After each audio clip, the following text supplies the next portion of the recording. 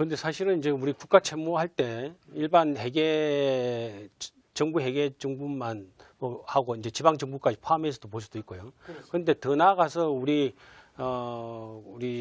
옥동석 교수님께서는 공기업의 부채라든지 이런 것도 감안해야 된다라고 계속 말씀하시고 그것까지 감안하면 국가 부채가 훨씬 더 크다 이런 말씀을 계속 해오셨는데 그런 건 아니고요. 이게 그 참 뭐 예의가 있는 이야기를 많이 해야 될지 모르겠습니다만 사실은 우리가 공기업의 부채는 그 국제적인 비교에는 안 들어갑니다.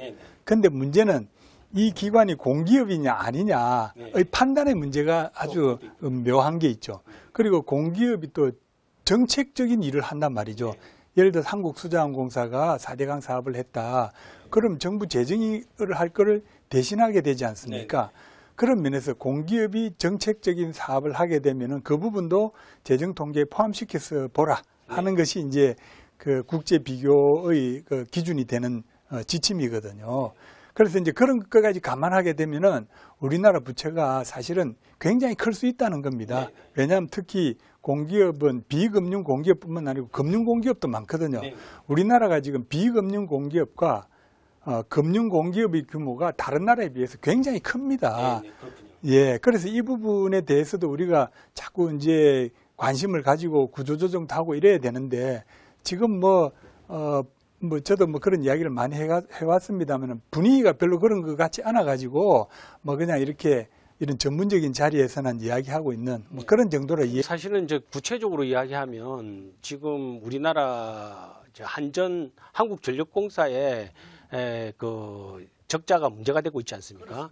전기요금을 바로 적시에 올렸더라면 부채가 늘어나지 않았을 텐데 지금 또 사실은 전기요금을 제대로 정상화시키지 않고 있지 않습니까?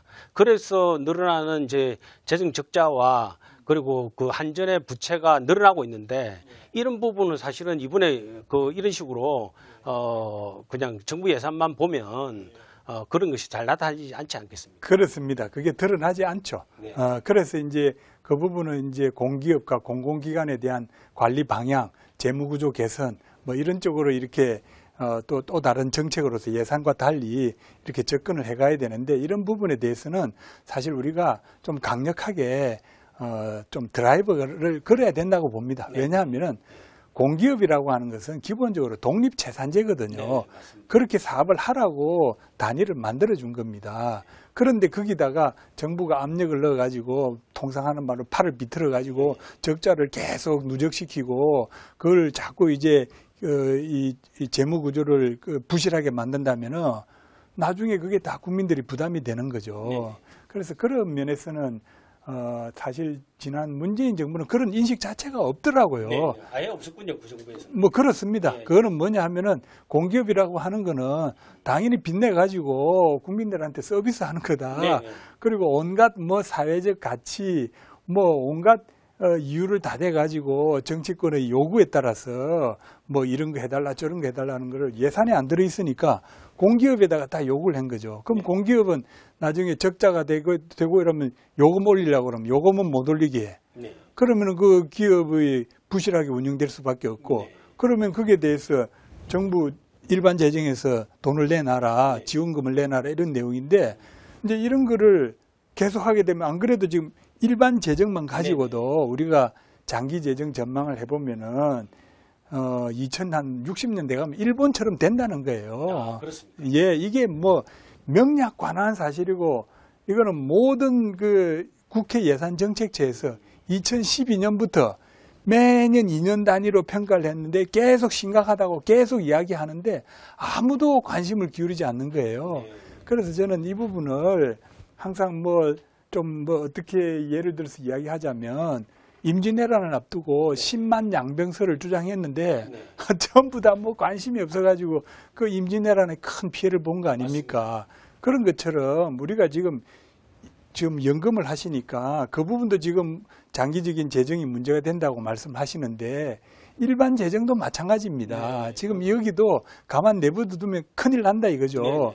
그래서 우리가 경각심을 가지고 자꾸 이걸 해야 되는데 그런 면에서 사실은 뭐 문재인 정부는 어떤 면에서 볼 수 있냐면은 코로나 위기를 통해 가지고 재정 지출을 많이 늘었어요.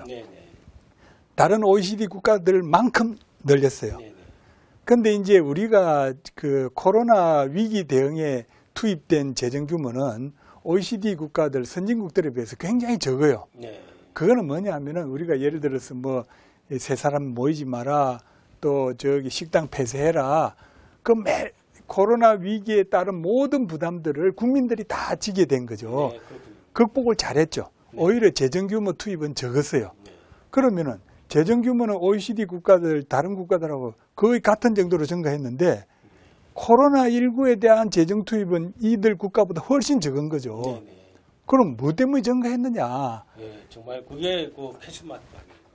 캐시마크라기보다는 그게 우리 뭐 다들 아시다시피 소득주도 성장이라고 하면서 재정 만능주의적인 투입을 계속 해왔던 거죠. 그래서 재정 규모가 이렇게 늘어난 거예요. 그래서 우리는 지금 이제 다른 나라의 경우에는 이제 코로나 위기에 따른 재정 규모를 줄여가고 있는 거죠.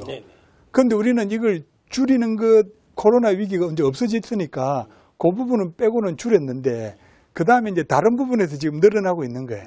이거를 우리가 자꾸 구조조정을 해가지고 낮춰줘야 되는데 그런 면에서 저는 윤석열 정부가 지금 2024년도 예산 규모를 그 전년도 예산 규모 대비 2.8% 증가했다는 것은 대단히 잘한 거다. 제 욕심으로는 좀 더 줄였으면 좋겠다. 왜? 재정 적자가 지금 관리 재정 수지로 마이너스 3.9%예요. 통합 재정 수지는 마이너스 1.9%예요. 지금 현재 우리가 위기가 있으면 위기를 극복하고 나면 줄여야 됩니다. 이것을 계속 한번 증가시켜 놓고는 줄이지 못하고 또 증가시키고 또 증가시키고 이렇게 되면은 이게 참, 뭐 어떤 표현을 해야 될지 모르겠는데요. 걱정이 정말 많습니다. 이걸 줄여가는 과정에 있는 게 그나마 그래도 윤석열 정부가 해온 거다. 그래서 저는 사실 우리가 재정 운용을 보고 유권자들이 판단을 하는 그런 유권자들이라면은 적어도 재정 운용적 측면에서는 윤석열 정부가 굉장히 방향을 잘 잡고 있다고 봅니다.